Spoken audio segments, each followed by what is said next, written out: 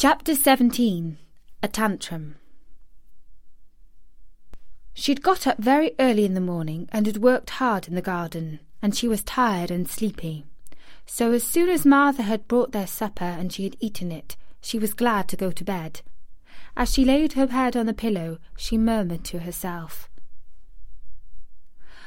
"I'll go out before breakfast and work with Dickon, and then afterward, I believe, I'll go and see him."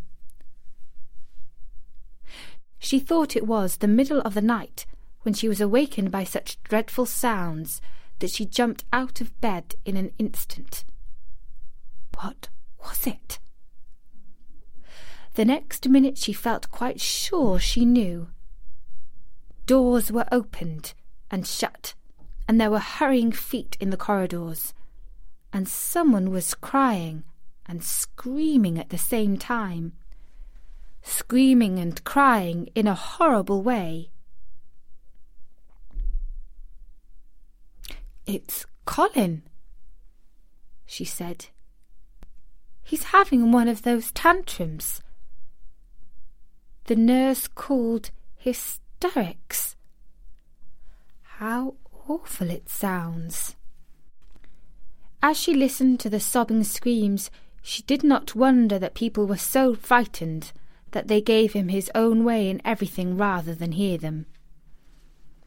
She put her hands over her ears and felt sick and shivering. "I don't know what to do," she kept saying. "I can't bear it." Once she wondered if he would stop if she dared go to him, and then she remembered how he had driven her out of the room, and thought that perhaps the sight of her might make him worse. Even when she pressed her hands more tightly over her ears, she could not keep the awful sounds out. She hated them so, and was so terrified by them, that suddenly they began to make her angry, and she felt as if she should like to fly into a tantrum herself, and frighten him as if he were frightening her. She was not used to anyone's tempers but her own.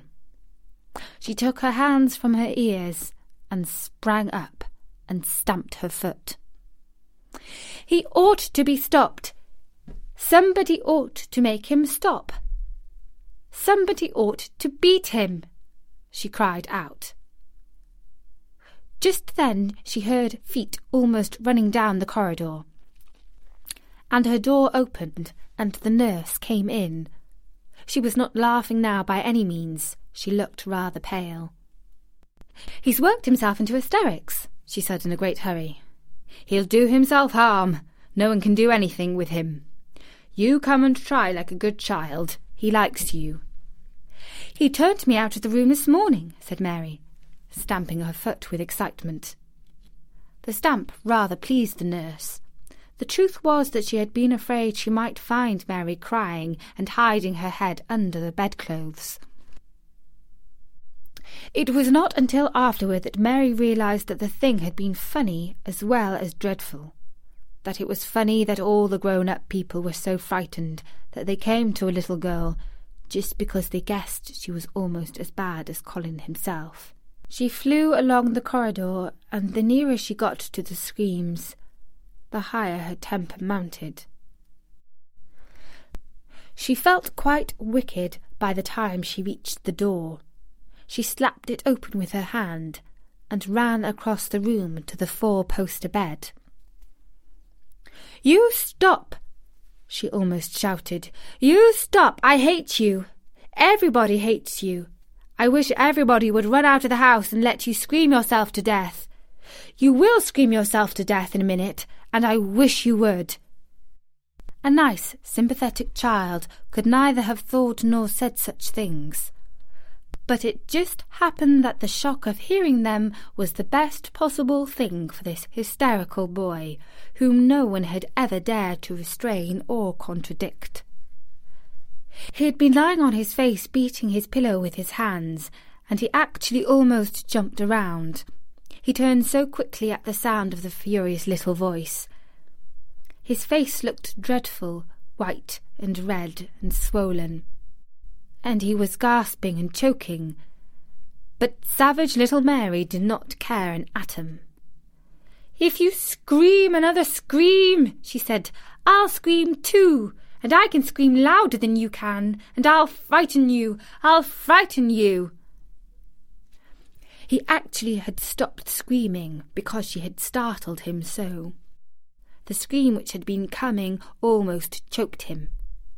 The tears were streaming down his face, and he shook all over. "I can't stop," he gasped and sobbed. I can't. "You can," shouted Mary. "Half that ails you is hysterics and temper. Just hysterics, hysterics, hysterics." And she stamped each time she said it. "I felt the lump. I checked it," choked out Colin. "I knew I should. I shall have a hunch on my back, and then I shall die." And he began to writhe again and turned on his face and sobbed and wailed. But he didn't scream. "You didn't feel a lump," contradicted Mary fiercely. "If you did, it was only a hysterical lump. Hysterics make lumps. There's nothing the matter with your horrid back. Nothing but hysterics. Turn over and let me look at it." She liked the word hysterics, and felt somehow as if it had had an effect on him. He was probably like herself, and had never heard it before. "Nurse," she commanded, "come here and show me his back this minute." The nurse, Mrs. Medlock, and Martha had been standing huddled together near the door staring at her, their mouths half open. All three gasped with fright more than once. The nurse came forward as if she were half afraid. Colin was heaving with great breathless sobs. "Perhaps he won't let me," she hesitated in a low voice. Colin heard her, however, and he gasped out between two sobs, Show her! She'll see then!" It was a poor thin back to look at when it was bared. Every rib could be counted, and every joint of the spine, though Mistress Mary did not count them as she bent over and examined them with a solemn, savage little face. She looked so sour and old-fashioned that the nurse turned her head aside to hide the twitching of her mouth. There was just a minute's silence, for even Colin tried to hold his breath while Mary looked up and down his spine, and down and up, as intently as if she had been the great doctor from London. "There's not a single lump there," she said at last. "There's not a lump as big as a pin, except backbone lumps, and you can only feel them because you're thin. I've got backbone lumps myself, and they used to stick out as much as yours do, until I began to get fatter, and I'm not fat enough yet to hide them. There's not a lump as big as a pin. If you ever say there is again, I shall laugh." No one but Colin himself knew what effect those crossly spoken childish words had on him.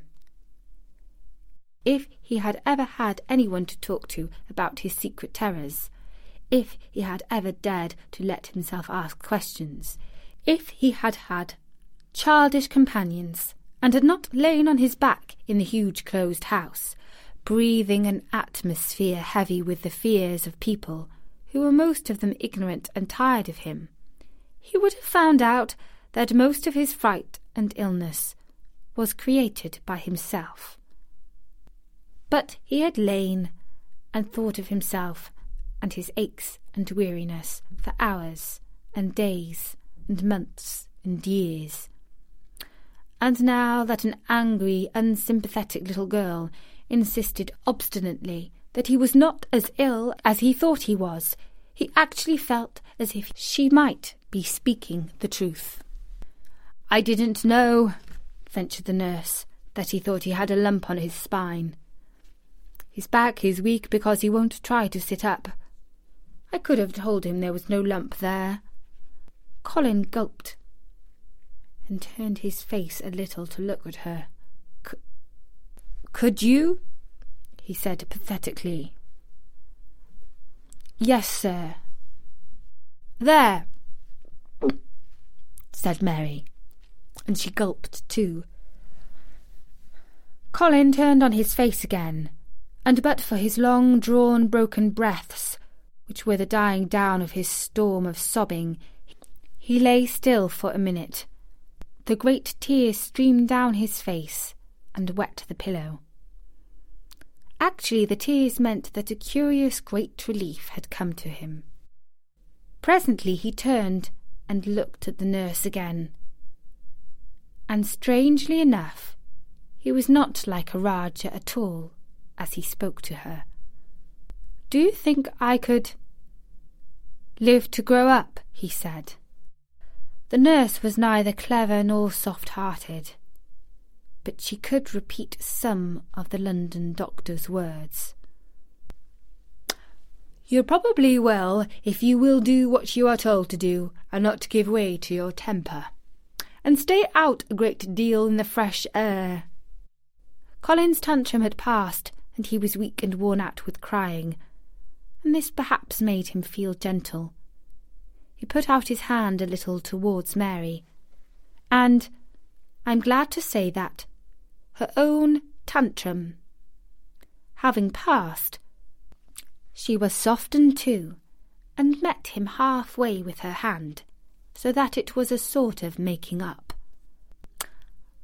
I'll go out with you, Mary," he said. "I shan't hate fresh air, if we can find—" He remembered just in time to stop himself from saying, "if we can find the secret garden," and he ended, "I should like to go out with you, if Dickon will come and push my chair. I do so want to see Dickon, and the fox and the crow." The nurse remade the tumbled bed and shook and straightened the pillows. Then she made Colin a cup of beef tea, and gave a cup to Mary, who really was very glad to get it after her excitement. Mrs. Medlock and Martha gladly slipped away. And after everything was neat and calm and in order, the nurse looked as if she would very gladly slip away also. She was a healthy young woman who resented being robbed of her sleep, and she yawned quite openly as she looked at Mary, who had pushed her big footstool close to the four-posted bed and was holding Colin's hand. "You must go back and get your sleep out," she said. "He'll drop off after a while, if he's not too upset. Then I'll lie down myself in the next room." "Would you like me to sing that song I learnt from my ayah?" Mary whispered to Colin. His hand pulled hers gently, and he turned his tired eyes on her appealingly. "Oh, yes," he answered. "It's such a soft song. I shall go to sleep in a minute." "I will put him to sleep," Mary said to the yawning nurse. "You can go if you like." "Well," said the nurse, with an attempt at reluctance, "if he doesn't go to sleep in half an hour, you must call me." "Very well," answered Mary. The nurse was out of the room in a minute, and as soon as she was gone, Colin pulled Mary's hand again. "I almost told," he said, "but I stopped myself in time. I won't talk, and I'll go to sleep. But you said you had a whole lot of nice things to tell me. Have you? Do you think you have found out anything at all about the way into the secret garden?" Mary looked at his poor little tired face and swollen eyes, and her heart relented. "Yes," she answered, "I think I have. and if you will go to sleep, I will tell you tomorrow." His hand quite trembled. "Oh, Mary," he said, "if I could get into it, I think I should live to grow up. Do you suppose that instead of singing the Ayah song, you could tell me softly, as you did that first day, what you imagine it looks like inside? I'm sure it will make me go to sleep." "Yes," answered Mary. "Shut your eyes." He closed his eyes and lay quite still, and she held his hand and began to speak very slowly and in a very low voice. "I think it has been left alone so long that it has grown into a lovely tangle. I think the roses have climbed and climbed and climbed until they hang from the branches and walls and creep over the ground almost like a strange grey mist. Some of them have died, but many are alive, and when the summer comes there will be curtains and fountains of roses. I think the ground is full of daffodils and snowdrops and lilies and irises working their way out of the dark. Now the spring has begun. Perhaps. The soft drone of her voice was making him stiller and stiller, and she saw it and went on. "Perhaps they are coming up through the grass. Perhaps there are clusters of purple crocuses and gold ones even now. Perhaps the leaves are beginning to break out and uncurl, and perhaps the grey is changing and a green gauze veil is creeping and creeping over everything, and the birds are coming to look at it, because it is so safe and still. And perhaps,